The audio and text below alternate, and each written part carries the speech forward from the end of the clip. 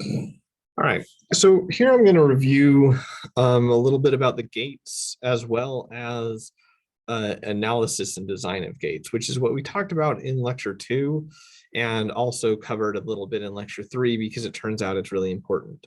So across the top here, I've already drawn the AND gate, OR gate, NAND gate, NOR gate, and an inverter, right? These are basic elements that we're going to use to build any digital logic. Now, the thing to remember is that we can always go back to our truth tables to describe how these function. So if we look at an AND gate, right, we're going to have two inputs. We're going to call one A, one B, and an output F.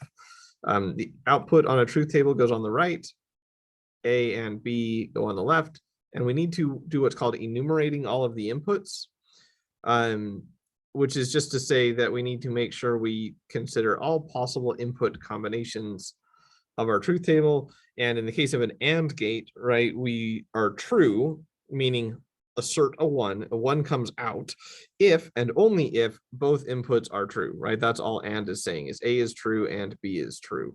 And we say true, high, asserted, 1, right? All of those are the same, and 0, low, deasserted, off. So OR gate, right, is true if inputs are either of the inputs is true, including both.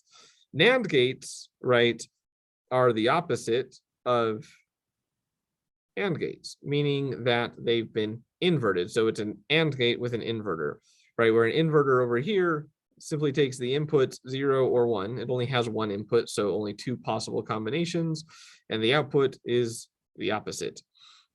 A NAND gate takes that. So on this side, we'll call NAND. Right, I can use a variable output F like I did in the first case, or I can call NAND the function. I'm not going to write the A and B inputs, and it's going to be 1, 1, 1, 0, right? It's just the opposite of AND. Similarly, we can rewrite it, as I've talked about before, where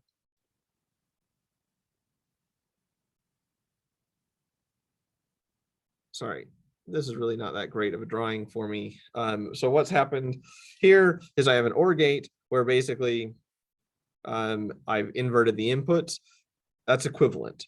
The same is true for the NOR gate, right, which is an inverter attached onto the end of an OR, where if I draw an AND gate but invert the inputs like so, that is now a NOR gate. So there's two different ways to draw those, and that's going to come back into play in a later tutorial, actually. Okay, so that's truth tables and our basic gates. And so I'm going to leave those up at top so that we can go on and talk about analysis now that I'm confident that we're all on the same page here. So analysis just meaning determining how a circuit functions, right? What is the output of the function based on its input? So we can do some really complicated ones really quickly, and that's what I'm going to do. So I'm going to bounce over and I'm going to steal this example that you can probably see on my screen, I imagine. Oh, this is cheating. It already has the answers on it. Anyways, let's go back and do it so I can just go through one step at a time. It's going to have an AND gate.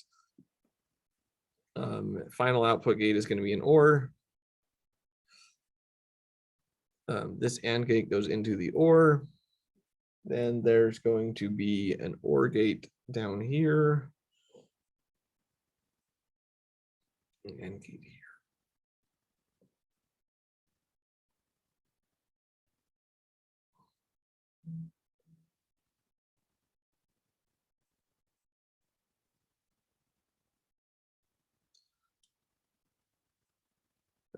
A, B, and C are my inputs. I'm going to put all of A and B and C into this first AND gate, and then B and C come down like so. When I put a hoop like that, it's to denote that I'm jumping over, it's not connected. Sometimes you'll see little dots to show that they are connected. If I don't have the jump, it usually means in my case that it's not connected. And then the other input here, this A is going to jump both of those and come down to this AND gate. And that is an AND gate. Mostly pay attention to the left side. That's how you're going to tell my bad handwriting. Okay, So let's go ahead and look at this and analyze the circuit. What we're going to do is start looking at the outputs of the first gates from left to right. We're going to analyze from left to right. Oftentimes I design right to left, but we analyze left to right. And we're going to start labeling intermediate nodes. I'm going to call this node Q, and Q I'm going to say is equal to A and B and C. Remembering that multiplication is and addition is or, so that A and B up here is the and operation, and A or B, or A plus B is the or operation. So that's just how we write this, right? I can say A and B and C. It's true if all three are true. Otherwise, I just write it this way. It's much easier. Now I look at this node here, and I'm just going to remember, right, this is A. It doesn't go through any gates. This bottom gate, the OR gate with the inverters, there's two different ways that I can do this. And I can say that either there's an inverter, so here is not B, right? A bar over it, that's supposed to be a flat bar. And this is not C. And so the output of this is not B or not C. Or I can recognize, right, this inverter, these inverters have bubbles, and it's inverting both of the OR gate.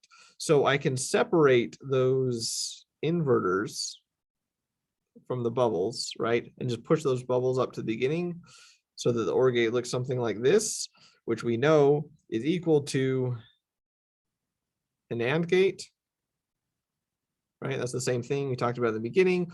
And so this is equal to not BC, right? Either one of those is true. We're going to stick with the first one for simplification purposes, right?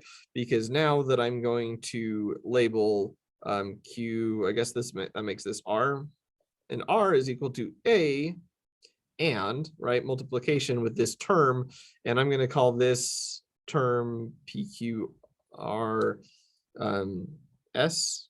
We'll call that S. Is A and S, right? Because that's that intermediate node, which makes R equal to A and this is just algebraic right substitution. That's all I'm going to do is say A and not B or not C, right? And now this, the output, I'll call that Z. And so now Z, I'm going to bounce down to the bottom right, and I can simply say that Z is an OR of Q or R, which is equal to, right, we're just going to do a substitution for Q, which is A and B and C, or, well, R is this right here, which is right here. So it's A and not B or C, or sorry, not C. Boom, there we go. That's the output. We've analyzed Z. We've analyzed the circuit, the output Z. Z is true if A, B, C, A and B and C, or A and not B or not C, right? That's all analysis is really looking to do. And so that's your analysis review. And so now we can start thinking about our design review. Right. And so I'm going to be honest, I'm actually new to this this whiteboard application that I'm kind of trying to do. So let's see if this works the way that I think it does. Nope. All right, I'm going to just erase, I guess. Oh, here we go.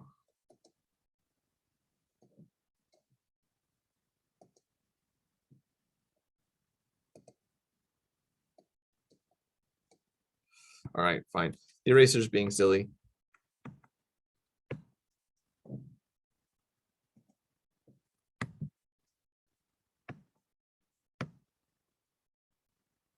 Man, sorry. This is being very difficult. I'm not really sure what just happened. Sigh. Okay.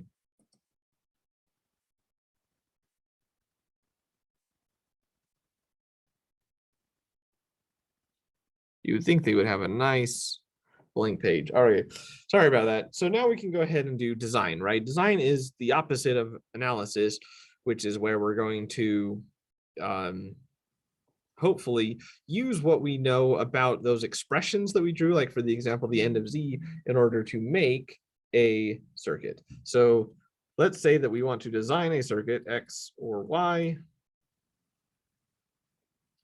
and X or not Y. Okay, this is a nice simple expression, right? There's nothing fancy to it. We're just going to go ahead and have to determine what is the output gate, right? And so the output gate is always the hardest way to view things, which, sorry, I shouldn't say the hardest way to view things. It's the hardest thing to determine.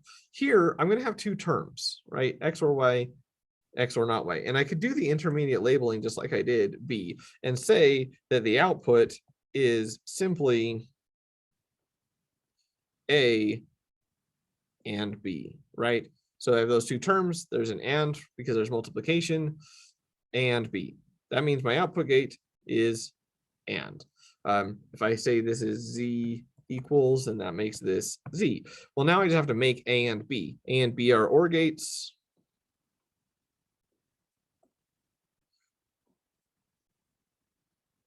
Where they are the OR term of X or, oh, sorry. A is equal to X or Y. There's that OR gate, right? This plus means this gate, so I can do X or Y. Now, the other side is X, which is going to jump over, or not Y. So Y is going to come down, go through an inverter, go in my OR gate. Now B is equal to X or not Y. That's all design is doing. We'll come back and do some more of these in just a minute, but we want to review that analysis. So the reason that we want to review the analysis is pretty simple. What we want to do is the next step is put this terms of standard logic blocks. Okay, so standard logic blocks, or sorry, standard logic chips are what we've started in lab 1, and hopefully you've all done lab 1. So where we went and put the switches into an inverter, right? And that inverter came into a little integrated circuit, a little black box with inputs and outputs. So I'm going to go ahead and steal this and put it into the whiteboard. And now we can talk about it here. All right, so much like your inverter chip, you're going to have a divot on this side that says that's the top, and this makes that pin 1, right? I'm going to switch colors here, hopefully make this a little more obvious. That means here, sorry, here is VCC, here is ground, right? So when I plug this in, my breadboard is going to have a dividing line that goes through the middle with rows of holes on the side, right? This thing is going to plug into, and we're going to have signals that come in. Maybe, right, this is a NAND gate. We have A, B, F. That's all that standard logic package is. Now, what we're going to see oftentimes is, for example, this is a 74LS00. I don't expect you to have this memorized or anything. What the 74LS is talking about a standard logic family where the VCC is expected to be 5 volts, ground being 0, obviously. And these family of logic chips, the 74LS, all have 5 volts. They all have some amount that they can drive, that meaning that they can supply a fixed amount of current. And so what these do is it allows you to design in a consistent way. So let's say that we have the 74LS family, and I have a NAND gate, and I want to drive a bunch of other NAND gates.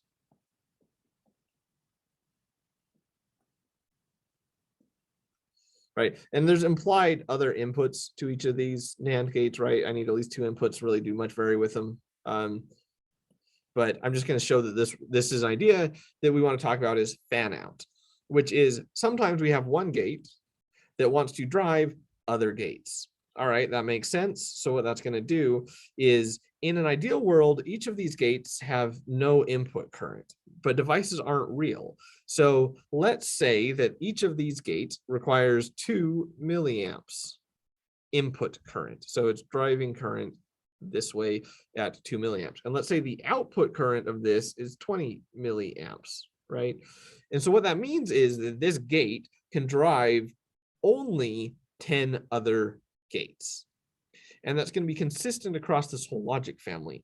So if we want to do more, this is where the thing called buffers comes in that are really helpful. Because let's say I go up from here and I have 10 or 7 more connected, or 6 more connected, let's say 6 more that are off screen that this is driving. That means I could only drive 1 more gate before I start running into problems. Well, if that 1 more gate happens to be a buffer, right? Remember how a buffer is just an inverter without the bubble, which is the concept of if I invert an invert, this being the signal X, this being the signal not X, this makes X again, right? That's another way of drawing the inverter, because if I have a bubble, that's the same thing, right? Bubbles being inverters represented well, here over on the NAND gate, right? So what we want to do then is look at this. Oh, sorry, I just erased one of those NAND gates. If this then, this inverter and the bottom that I drew goes and branches out,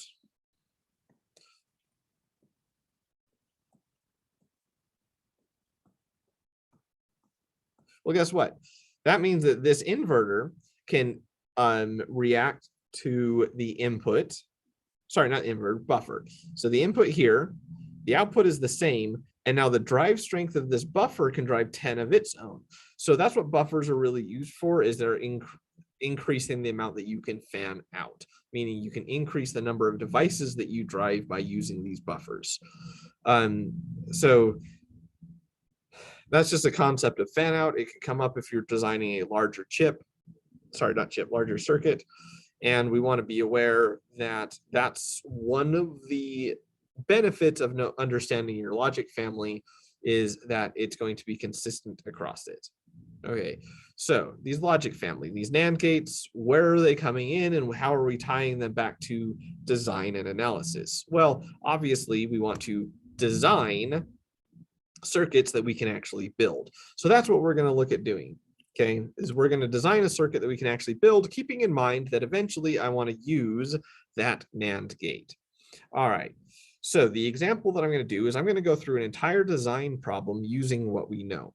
And let's say that what I want is to design a circuit for a traffic light that considers use 3 inputs. The circuit is going to have 3 inputs. Those inputs are going to be pressure, which is, hey, I'm going to see a car drive on top of me. There's pressure, right? G for green. What green is going to be doing, let me do this up here. Pressure, green. Now, green is saying is the cross traffic green. Okay, so we want to know if there's a car trying to cross in the opposing direction to a green light.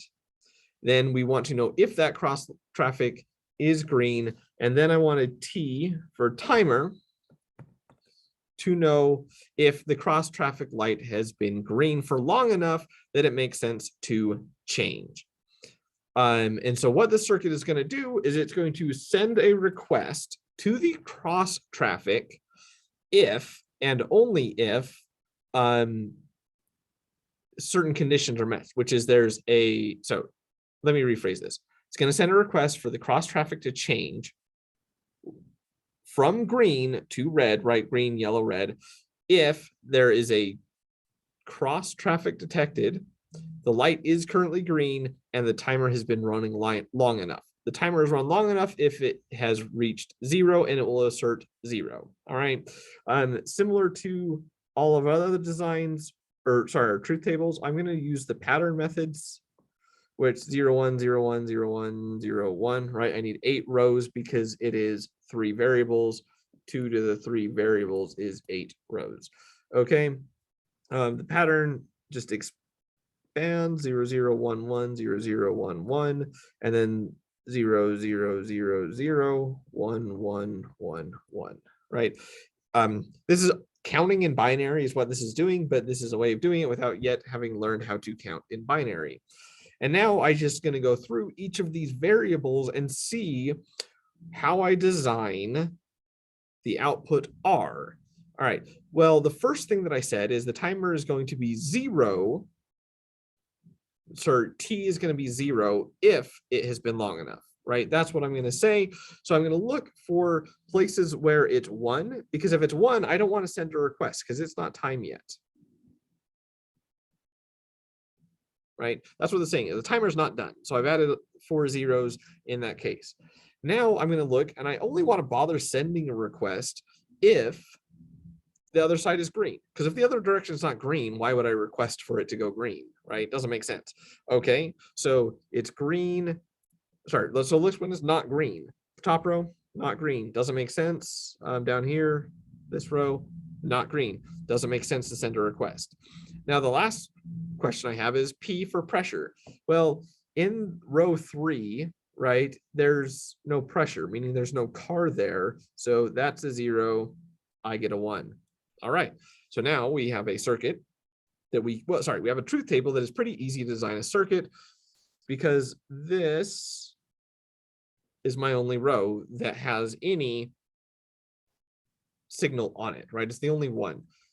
Okay, that makes sense, right? There's only one condition using these three input, which is if there's a car, the timer has run out, and the other side is green. Okay, well, now we're going to use what we think about as minterms. Now, minterms I've brought up before in previous lectures, where minterm just corresponds to each row of this truth table.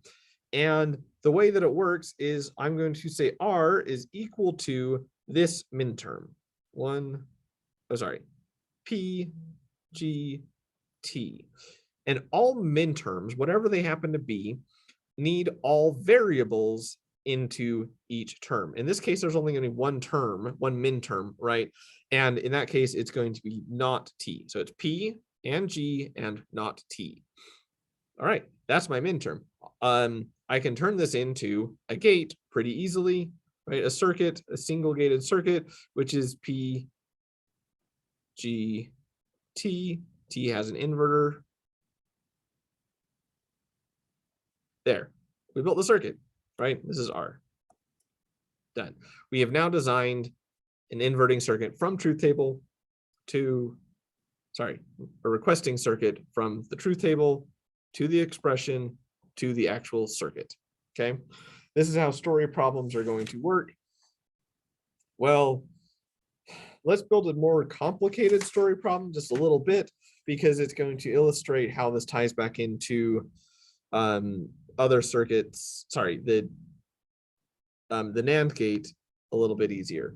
So let's go ahead and design a circuit that is a prime number detector. It wants to know, based on a binary input, has it detected a prime number? And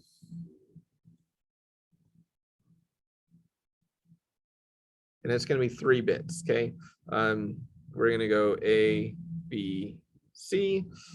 Doesn't really matter which direction I go on this one yet, and we're going to see why. And I'm going to do P for prime. I could write prime, right? I can have a variable with more than one letter, but it's shorter to do this way. I'm going to do the same patterning.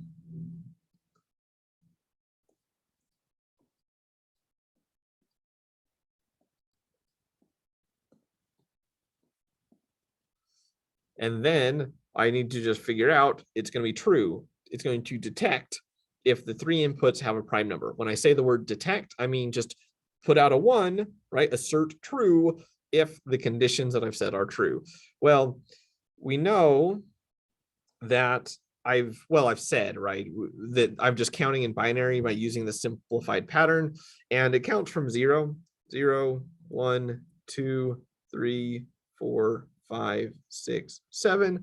Not prime. We're going to use 1 as prime, prime, prime. 4 is not prime because it divides by 2. 5 is prime, 6 is not, 7 is. Okay.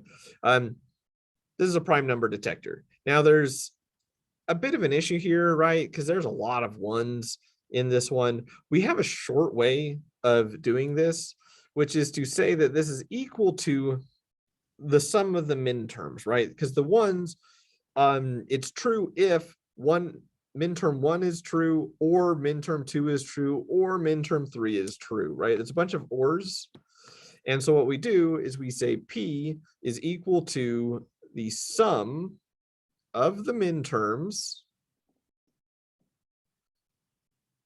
You're going to see it either as just numbers. I'm going to do it a little different than in class. M1, M2, M3, M5, M7. Now, I do need to say what order these variables are in, because otherwise it's, jumbled around a little bit, the min term. So P is equal to the sum of the mins on those rows. Okay, well, what are those rows? What are those min terms?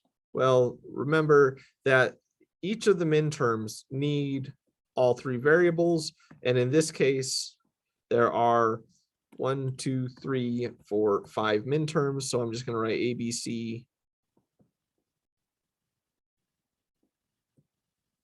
5 times.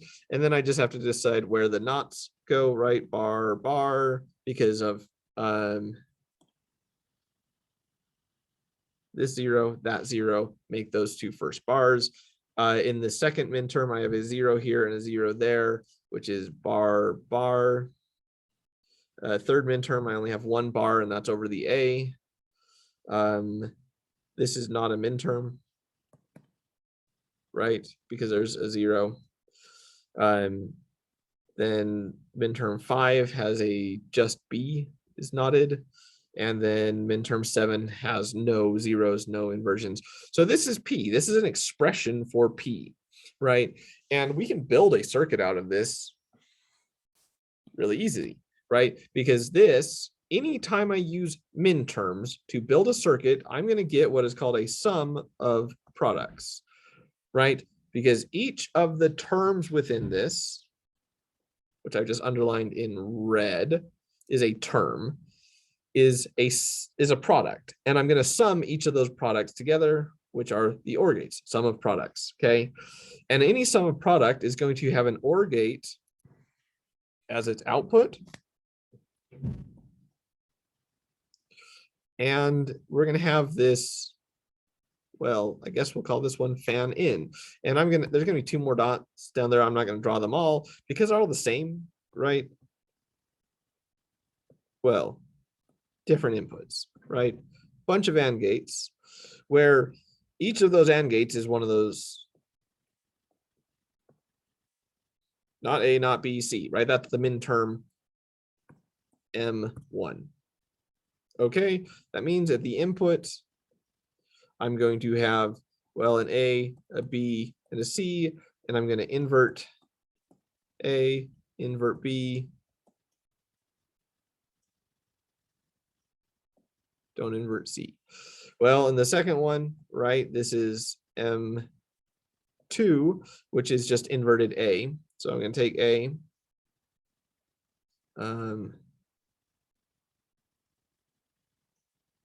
Wow, that's going to be really messy. Sorry. Let me do a quick eraser.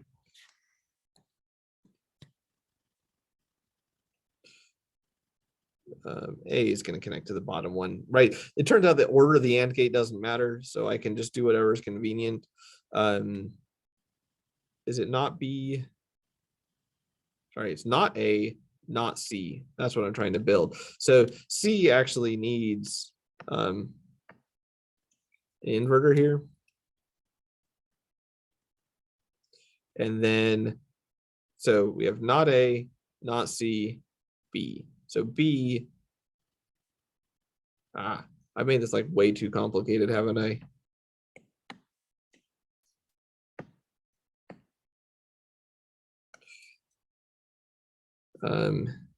So B is where we're going to come off. Go here, and then not A. There we go.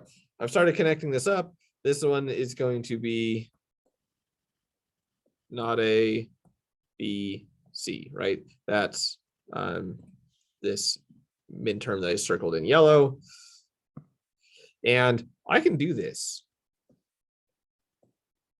I can just write these labels. The issue is, so this not A that I'm going to circle in green is the same as this not A up here. They're connected virtually, because if I name it the same, then it turns out it is connected. Okay. The challenge with this type of virtual connection is that it's not necessarily as clear as the kind of explicitly drawn connections, but it does save a lot of mess, right? We can see how messy this is getting very quickly. Okay, I'm not going to draw the other three because we're already getting messy, and I don't need them to illustrate my next point, which is, remember how we have I'm going to switch tabs here. I think you can see the package for the 74LS00. Well, it's only NAND gates, and it turns out it's very common to design strictly in NAND or strictly in NOR.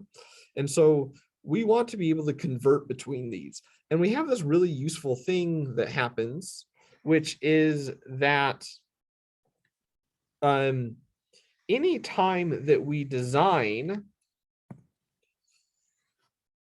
a sum of product circuit, which is what we're going to get every time that we design using min terms, right? Sum of product, min terms means sum of product. So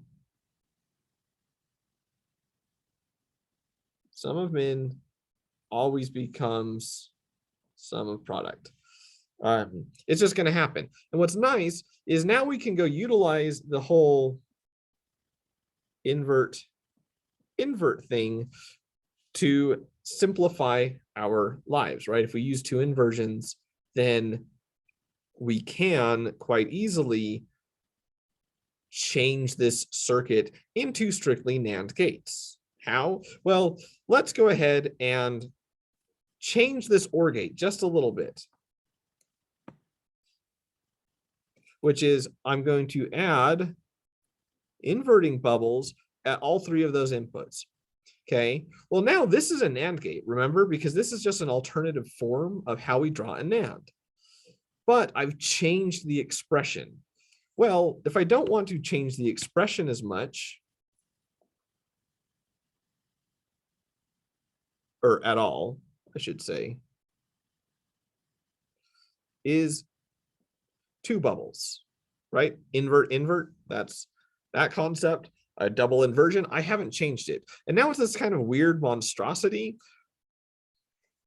Well, the next step is really simple, is this row of bubbles that looks weird, I'm just going to push them back along here and place them at the output of the AND gates. Okay, so now I'm going to go ahead and erase those.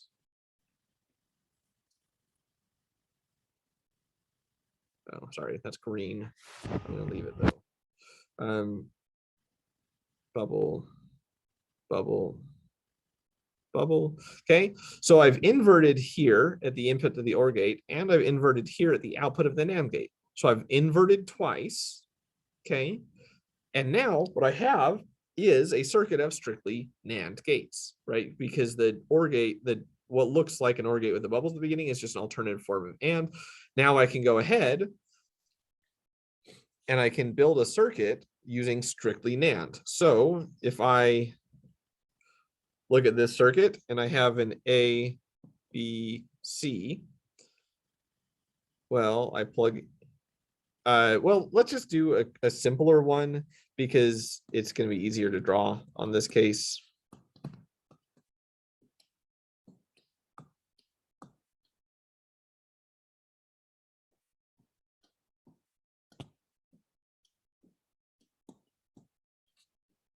Right, this is still a sum of products where this is A and B, this is B and C, and so my output, I'm going to call it F, is equal to A and B or B and C. It's still sum of product, it works the same way.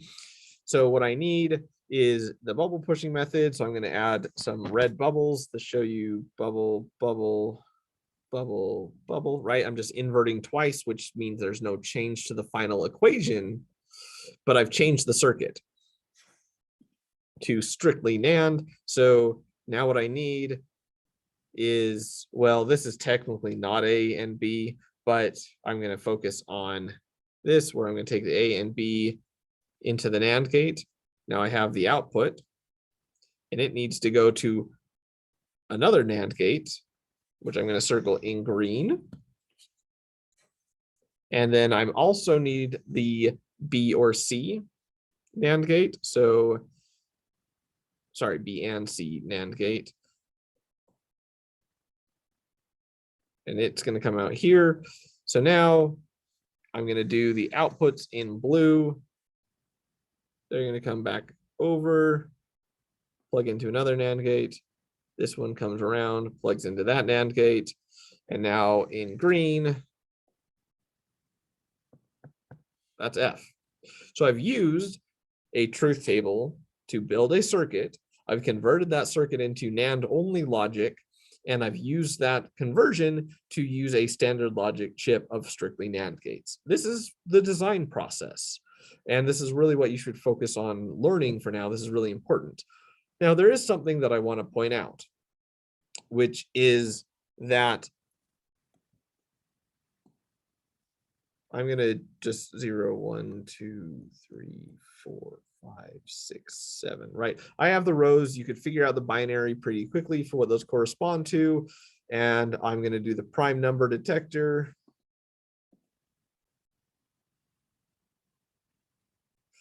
Now, I've talked about min terms, right? Which are the rows where there is a 1. There's an alternative form, which is max terms. So min terms are drawn sum, min. This is a fine way to do it. 1, 2, 3, 5, 7. I'm sure some professors probably disagree with the laziness of it, but you know, that's all I'm going to expect. There's another option, which is the max. And what the maxes are is anything that's not a min. Where are the zeros? Well, the zeros happen at row 0, 4, and 6. But the max term obviously aren't going to be the same circuit, right? Because it's going to have something different.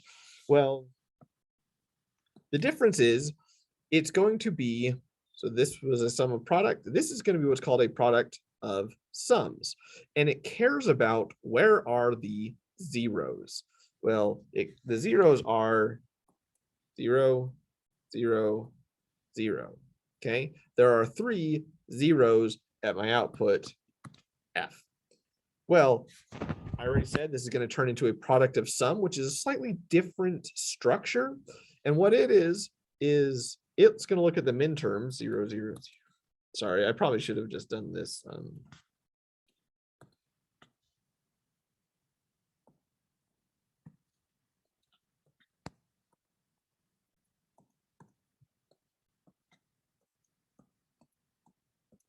Okay, there we go. I have all of them run out. And what it's going to care about is, well, with the min terms, I was putting bars where the zeros were, but this one cares about zeros, right? This is looking for the zeros. So we're actually going to put bars where there are ones. So the first max term is going to simply be, well, all of the max terms are going to be A or B or C in form. And there are 3 of them, right? There are 3 max terms because there are 3 zeros. And now I just need to go back and assign the bars. Okay, well, where do the bars go? Well, in the first row, they're all zeros, so there's no bars. In the 4th row, there is 1, 1, which is in the A column, so A gets a bar. In the 6th row, there are 2 1s, which is A and B, so A bar, B bar. This is a product of sums. See how there's going to be multiplications of summing terms. Nice and easy. It's just the opposite. We care about the zeros, and the output gate by extension is an AND gate because of the AND structure, right? You can think about this as Boolean variables where we have X and Y and Z. And then we just have to go build X. Well, X is made out of OR gate, and it's A or B or C. Similarly for Y is an OR gate, that is not A, B, or C.